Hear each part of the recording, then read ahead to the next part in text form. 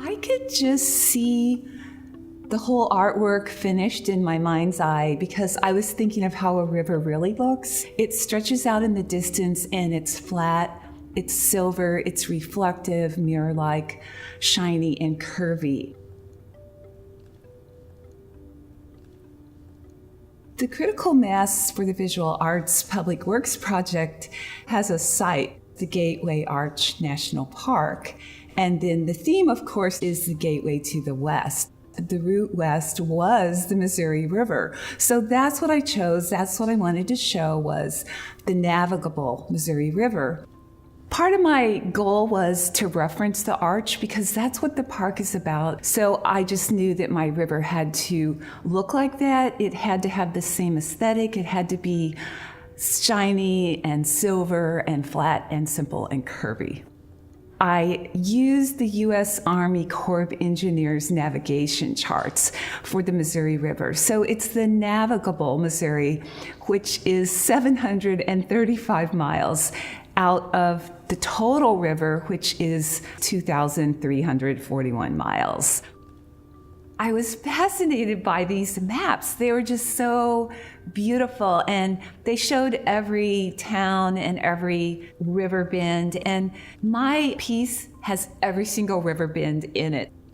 I had no idea how big the artwork would be. I got a very close estimate by measuring the vertical distance, which was 66 feet, the horizontal distance, which was 72 feet, and then I took the hypotenuse of the triangle, and that was 105 feet.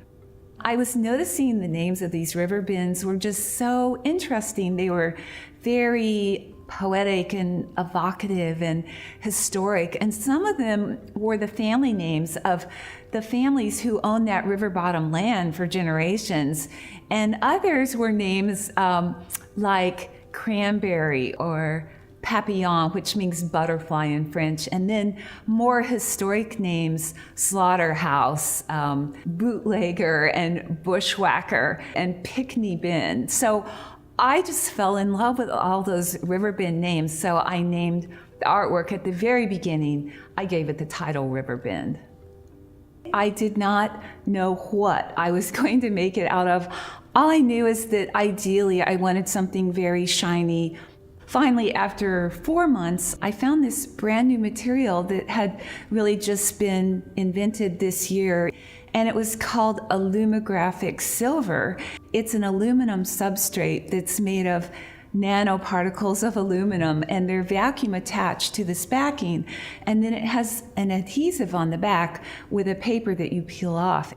Once I got all the material, it was on rolls, so I unrolled it, and it was in 10-foot segments, and I decided the best way to approach this would be to make the river in segments, and to make each segment the same length, so it would be modular.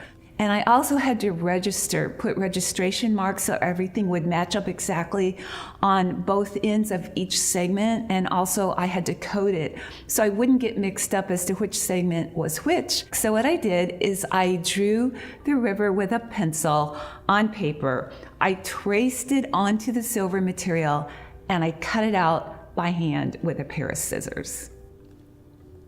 My concern was when I had laid out the paper charts, it was windy and they kept blowing away. I bought 144 bottles of water, and I thought, well, that's symbolically great. We'll just weight the river down with water, and that will hold it in place. It's pretty heavy. And then as we move along and get the segments attached, we'll just drink the water. In order to install this artwork, obviously, I couldn't do it by myself. So part of my process was hiring some people to be part of my team. And I chose some of my former students that I knew were really in good shape physically and also very flexible, but most of all, really meticulous because of the registration that was required between the different pieces. And then critical mass was wonderful. They provided a whole group of volunteers. It was 96 degrees and the heat index was way over 100, and my team and I were down on the hard pavement on our hands and knees for 8 hours in the heat, and Literally, I think each person ended up drinking about 25 bottles of the water. The process of installing it was to peel the paper off of the back and then to place it exactly where the river segment needed to go.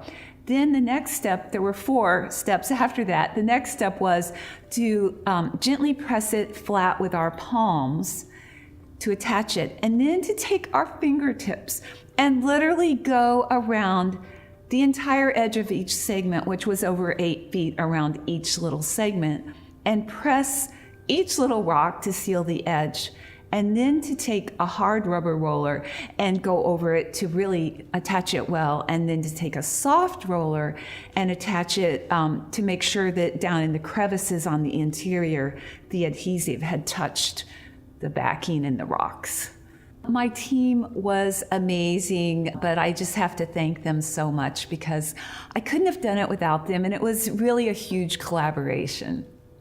When we finished it, it looked all somewhat blue that day and kind of cool, but other days it has more of a green cast, and if it's a cloudy day or a rainy day, it looks like snow or ice or white or silver.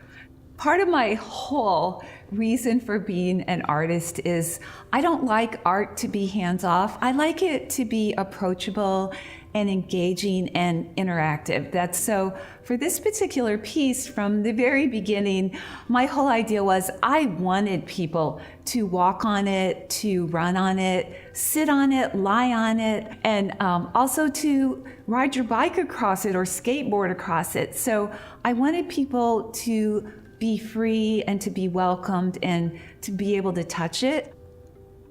My wish for Riverbend is that people come upon it and it surprises them, and that it delights them, and that it glitters, and that they can enjoy it in many different ways and at many different levels.